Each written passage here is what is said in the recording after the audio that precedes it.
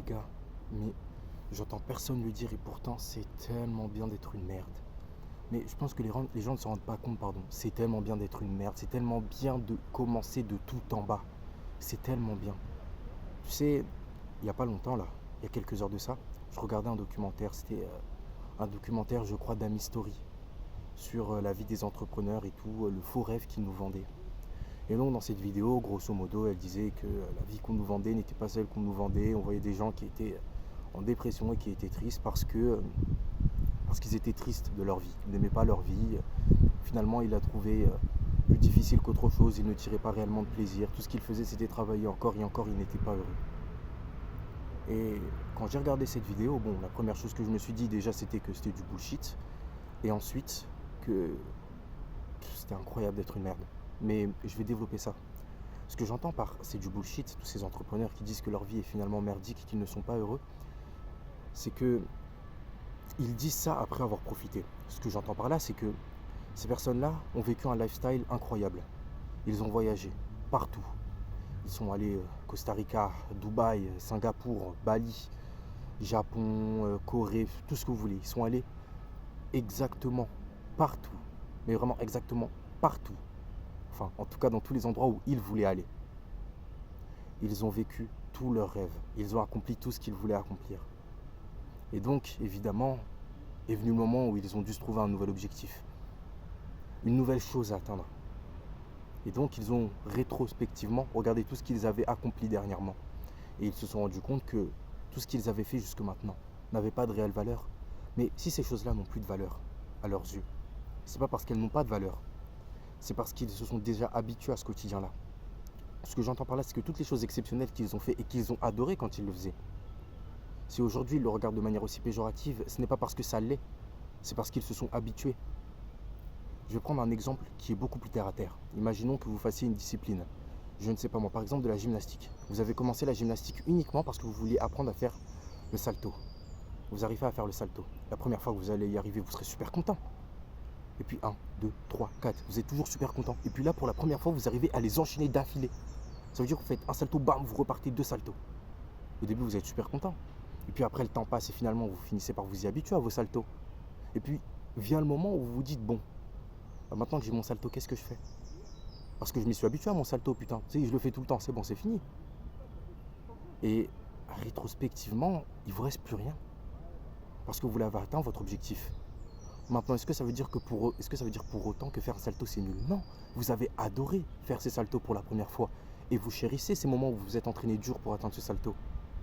Mais maintenant que vous vous y êtes habitué, ça n'a plus vraiment de saveur. Je prends cet exemple-là, mais je sais pas, moi, c'est peut-être la même chose pour, je sais pas, moi, tu joues au foot et tu as appris à faire 10 jongles. Le basket, tu as appris à faire ton 3 points, tu le maîtrises maintenant. Tu arrives à bien casser le poignet.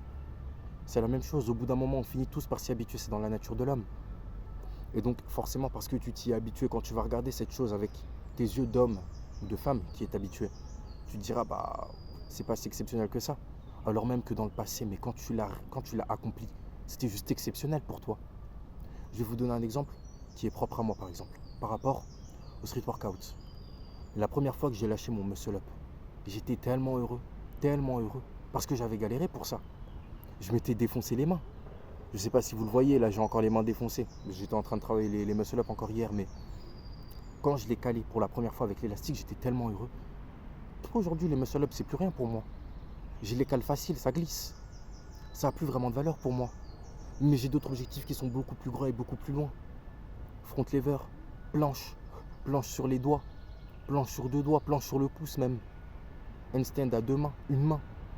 J'essaie d'aller encore beaucoup plus loin. Donc je me prends pas vraiment la tête avec ces choses-là, pardon. Mais forcément, si j'avais commencé le street juste pour avoir le muscle up et que je l'avais atteint, ce serait beaucoup plus dur pour moi de continuer à aller de l'avant et je ressentirais un vide intérieur. Eh bien, à mes yeux, c'est ce que ressentent toutes les personnes qui sont venues dans la vidéo d'Ami Story se plaindre de leur vie actuelle. Ils ont atteint tous leurs objectifs, ils ont fait tout ce qu'ils avaient à faire. Tout ce qu'il leur reste en fait actuellement, c'est le travail qu'ils font de manière mécanique parce qu'ils ont pris l'habitude de le faire et parce qu'ils n'ont plus aucun objectif, ils sont tout simplement vides. Et aujourd'hui, ils se plaignent de leur vie alors que leur vie est exceptionnelle. Que 99% des gens n'ont pas leur vie et kifferaient avoir leur vie. Et la réalité, c'est que si aujourd'hui ils pouvaient revivre à nouveau ce qu'ils ont vécu avant, avec ce même renouveau, avec cette même nouvelle expérience qu'ils avaient à l'époque, ils le revivraient tous les jours. Parce que la réalité, c'est que c'est exceptionnel ce qu'ils vivent et ils l'adorent. C'est pour ça que je suis intimement persuadé qu'être une merde, c'est incroyable. Mais c'est tellement bien quand tu commences tout en bas. Et c'est pour ça d'ailleurs que j'aime autant être un homme en général. La vie des hommes est exceptionnelle. Tu commences tout en bas. Et tu gravis les échelons et encore et encore. Quand j'ai commencé et que j'avais ma tête de gros avec mon corps de skinny, qu'aucune fille ne me regardait, que j'étais faible, j'arrivais même pas à faire une pompe, même sur les genoux, que quoi que je fasse, je n'arrivais pas à me sentir légitime et à avoir confiance en moi. Quand je repense à cette époque-là et que je me regarde maintenant, je me dis mais putain, mais le bond de fou que j'ai fait et je suis tellement heureux d'avoir commencé si bas. Je me souviens de cette époque quand je me disais j'aurais aimé être riche, j'aurais aimé être beau gosse, j'aurais aimé être musclé. Non, avec du recul, non, parce que la vie elle aurait été tellement fade. Mais je chéris tellement tous ces moments où j'étais là, en train de me déchiqueter les mains, en train de me casser littéralement le dos, en train de me déchirer les fibres musculaires pour devenir plus fort. Je chéris tous ces moments où j'ai décidé d'investir dans la skincare, d'investir dans la haircare, d'essayer de me trouver un nouveau style vestimentaire vu que je m'habillais comme un sac poubelle à l'époque. Je chéris tous ces moments où j'ai investi sur moi-même, où j'ai bossé dur pour devenir une meilleure version de moi-même. Et ce que je chéris le plus, encore une fois, ce n'est pas le fait que je sois aujourd'hui musclé, tu vois. Tu vois, le biceps, t'as kiffé. Moi aussi, j'ai kiffé. Moi aussi, je kiffe en général. Mais je m'en fiche de mon biceps. Il n'a aucune valeur à mes yeux.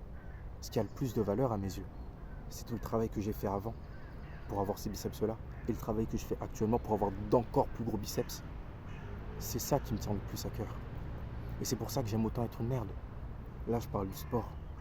Mais je veux aussi vous parler du fait d'être broke. Et c'est trop bien d'être broke. Les gens ne réalisent pas à quel point le fait d'être broke, c'est trop bien. Déjà, parce que tu es broke, tu vas prendre de bonnes habitudes. Enfin, normalement.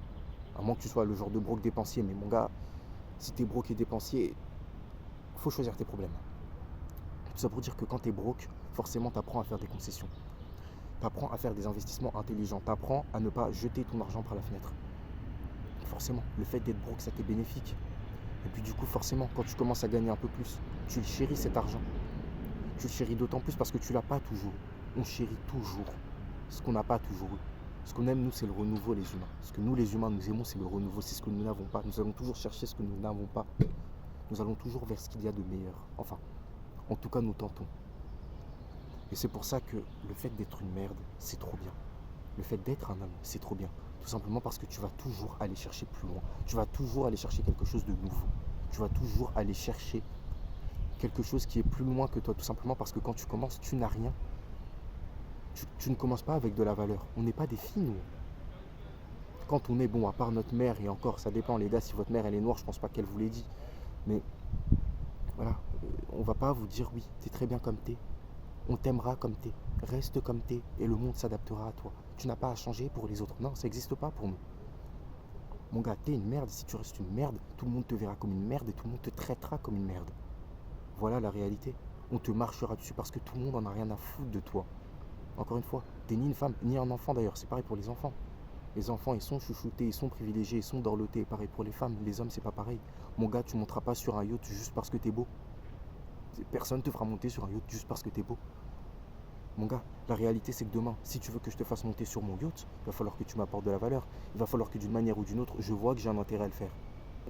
Elle dit une fille, elle a juste besoin d'être jolie et elle arrivera à monter sur le yacht. Voilà la réalité.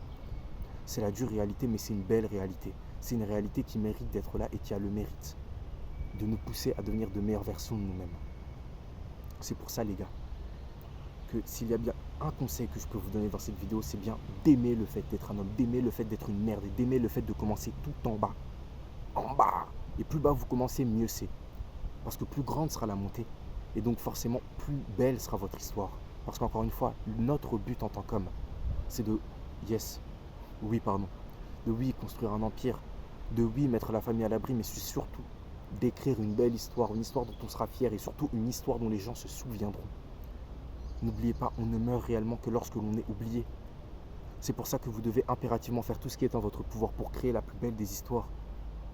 Actuellement, encore et encore, je poste des vidéos pour faire en sorte que vous vous souveniez de moi. Pour faire en sorte qu'il y ait une personne sur cette planète qui se dise Team Improvement a existé. Et grâce à lui, j'en suis là où je suis aujourd'hui.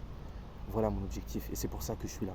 Et c'est pour ça que je vous invite, tous autant que vous êtes, à continuer encore et encore de bosser. À toujours chérir cette vie de merde que vous avez actuellement. Parce que quand vous l'aurez plus, vous la regretterez. Vous regretterez tous ces moments où vous la donniez, où vous aviez cet objectif qui vous poussait à toujours aller plus loin. Vous regretterez ces moments-là. Au même titre que moi, je regarde mes moments où j'ai commencé le street et où je m'entraînais au soleil en étant super nul avec mon pote Gaston, où je me dis, ah, c'était quand même la bonne vieille époque. Et si je pouvais y retourner, j'y retournerais. L'époque où avec le FC chinois, on s'entraînait à Carpentier ou à Choisy. Que ce soit à midi, pendant l'heure de graille ou le week-end, vers 16h ou 17h. Je regrette ces moments, c'était tellement bien. Oui, j'étais nul, oui, j'avais pas leur niveau, oui, je les regardais avec admiration. Oui, aujourd'hui, si je m'entraîne avec eux, ce ne sera pas exactement la même chose parce que j'arriverai plus ou moins à les suivre. Mais putain, c'était trop bien, les gars. C'était juste trop bien.